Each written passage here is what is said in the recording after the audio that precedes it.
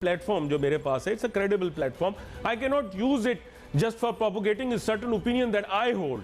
लेकिन देखें, मैं जितने अरसे से मीडिया पर आ रहा हूं, मेरे ख्याल से एक दिहाई से ज्यादा हो गया, और मैं मुस्तकिल बुनियादों के ऊपर एक बात कह रहा था पोस्ट सितंबर 2014 कि पाकिस्तानी स्टॉक मार्केट के अंदर पैसा लगाना अब किसी फायदे का नहीं रहा.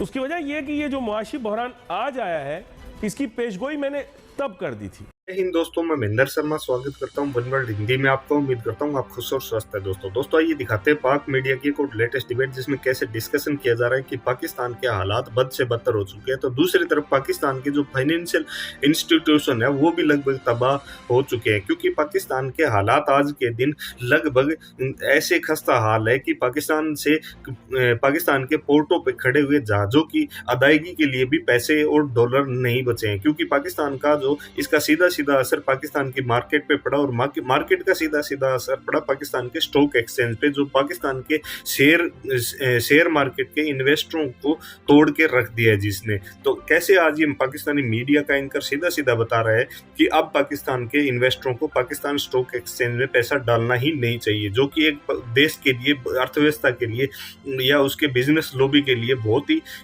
हानिकारक साबित होगा. तो दोस्तों इसी प्रकार की चर्चा इस डिबेट में की गई है. तो दोस्तों देखिए डिबेट और कमेंट में अपनी प्रतिक्रिया जरूर दें. लास्ट में आपसे रिक्वेस्ट करूंगा, चैनल पे नए हैं तो चैनल को सबसे पहले सब्सक्राइब करें, लाइक शेयर कमेंट जरूर करें. दोस्तों जय हिंद, वंदे मातरम, भारत माता की जय. दोस्तों प्लेटफॉर्म जो मेरे पास है, it's a credible platform. I can not use it just for propagating a certain opinion that I hold. लेकिन देखें, मैं जितने अरसे से मीडिया पर आ रहा हूं, मेरे ख्याल से एक दिहाई से ज्यादा हो गया, और मैं मुस्तकिल बुनियादों के ऊपर एक बात कह रहा था पोस्ट सितंबर 2014 कि पाकिस्तानी स्टॉक मार्केट के अंदर पैसा लगाना अब किसी फायदे का नहीं रहा. उसकी वजह यह है कि ये जो मुआशी बहरान आज आया है, इसकी पेशगोई मैंने तब कर दी थी. मैंने चंद एक प्रोग्रामों के अंदर इसका जिक्र किया, लेकिन मैंने कभी इस आइडिया को प्रोपोगेट नहीं किया, क्योंकि जो भी गुफ्तगू करता हूं ये विदाउट प्रिजुडिस करता हूं. और ये प्रोग्राम के आगाज में भी कहता हूं, बहुत मरतबा प्रोग्राम के दौरान भी कहता हूं कि विदाउट प्रिजुडिस के माने ये होते हैं कि इसकी कोई कानूनी हैसियत नहीं है. और डिस्क्लेमर भी साथ में दे देता हूं कि investment in all avenues and every avenue is subject to risk. अब ये सामने रखते हुए आप खुद देखिए कि पोस्ट 2014 पाकिस्तानी स्टॉक मार्केट के अंदर क्या हुआ. यह हमारी माशी बदहाली जो आज की है, इसको प्रेडिक्ट कर दिया कितने साल पहले, तकरीबन 8-9 साल पहले ये बात बता दी आपको. क्यों? क्योंकि ground rules, ground situation, ground पे मामलात कुछ और थे जिन्हें जमीनी हकायक कहते हैं, मौरूजी हालात कहते हैं. मौरूजी हालात ये कह रहे थे कि पाकिस्तान का तिजारती खसारा बढ़ेगा. वजह जो देखे को भी ना माने, उससे ज्यादा कोई अनजाना शख्स तो नहीं हो सकता. आप और मैं दोनों इस चीज से वाकिफ हैं कि हमारे मुल्क के अंदर एक्सपोर्ट ओरिएंटेड इंडस्ट्रीज की ग्रोथ उस हिसाब से नहीं हो रही थी, ना ही डाइवर्सिफिकेशन हो रही थी. हम सिर्फ टेक्सटाइल पे फोकस कर रहे थे. तो माशी बहरान ने तो आना ही था. जो तिजारती खसारा बढ़ता जाएगा, उसके नतीजे में क्या होगा? पाकिस्तानी रुपए की कदर गिरेगी, डॉलर की कदर बढ़ेगी, क्योंकि आपके मुल्क में जब एक्सपोर्ट करने को कुछ नहीं होगा तो आप इंपोर्ट करके गुजारा करेंगे. और आपकी बहुत सारी एक्सपोर्ट्स ऐसी हैं जिनके लिए इंपोर्ट करना जरूरी, क्योंकि आपने यहां इंडिजिनस कोई मैकेनिज्म तो बनाया नहीं. तो जब मैंने ये बात की तो मैं अकेला नहीं था. जाहिर बात है बहुत सारे लोग ये समझ गए कि जो बात मैंने की है उसमें हकीकत है. सितंबर 2014 के आगे पाकिस्तान की स्टॉक मार्केट के अंदर वो गहराई और वो वुसअत मौजूद नहीं थी कि वो चढ़ सके, क्योंकि स्टॉक मार्केट क्या है? आईना है, अक्स है. किस चीज का? पाकिस्तान की मईशत का. तो एक नया चुटकुला छोड़ा गया और उस चुटकुले का नाम था सीपेक. कि सीपेक मंसूबे के जरिए, देखिएगा आप, ये सारा कुछ मैच कर रहा है. ये तब खान साहब का धरना, फिर उसके बाद ये मैंने पहले प्रेडिक्ट कर दिया था. मैं फिर बता रहा हूं कि अपनी ओपिनियन बार बार स्टेट नहीं करनी चाहिए. तो सीपेक का मामला लाकर बिला वजह एक हाइप क्रिएट करने की कोशिश की गई मार्केट में कि जी सीपेक मंसूबा आ रहा है.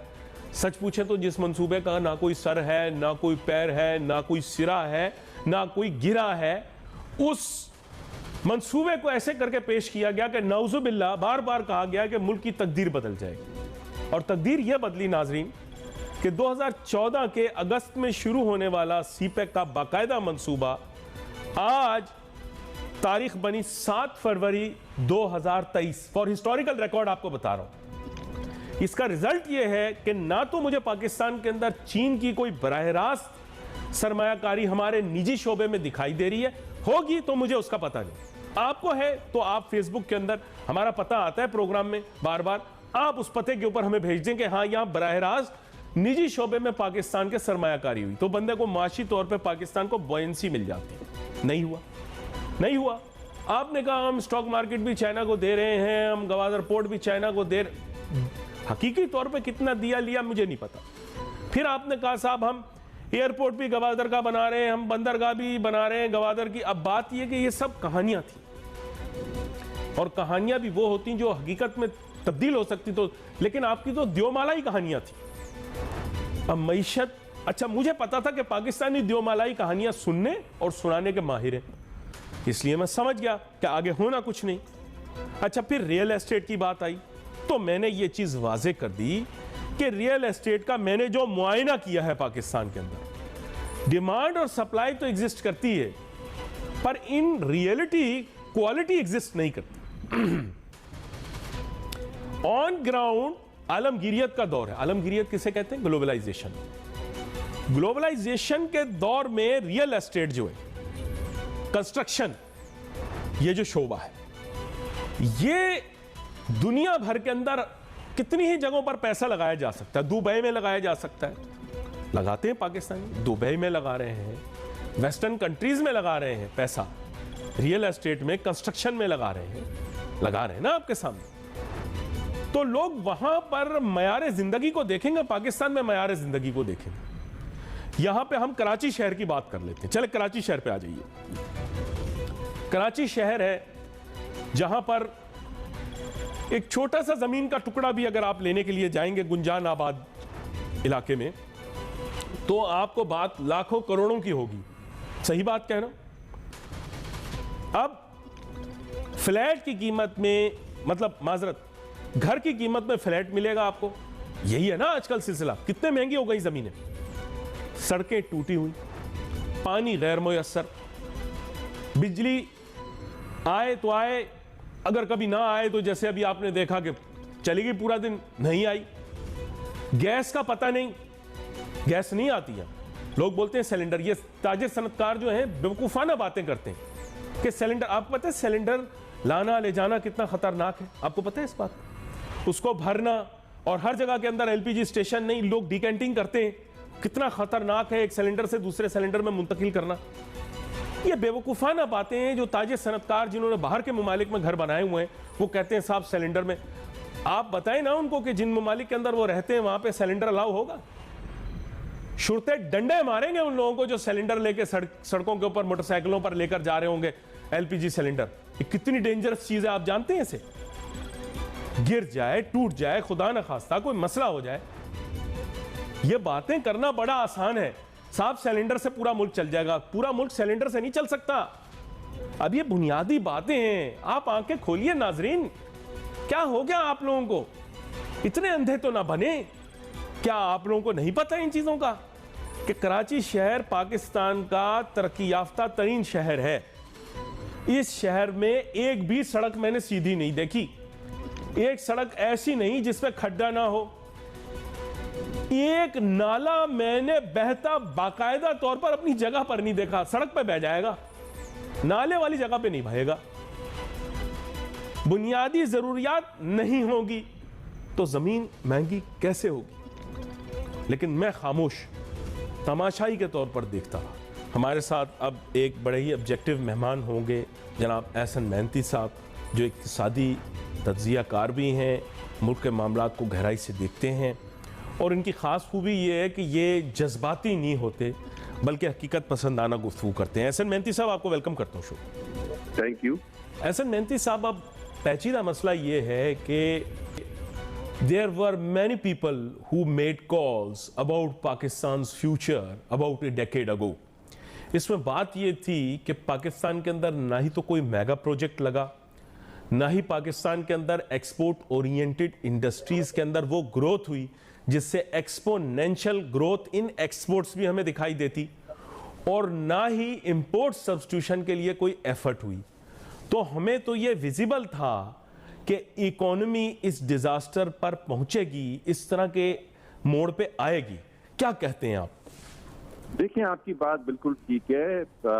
हमने कोई नहीं जो हो सकता था जिस तरह साउथ कोरिया के अंदर हुआ, ऐसी कोई प्लानिंग नहीं हमने एक्सपोर्ट के नंबर्स की थी कि आज जो हमें जो प्रॉब्लम नजर आ रहे हैं, जो कि अभी इस वक्त हमारे पास जो है फॉरेन एक्सचेंज का शॉर्टफॉल है और उसकी वजह से हम IMF की तरफ जा निकले।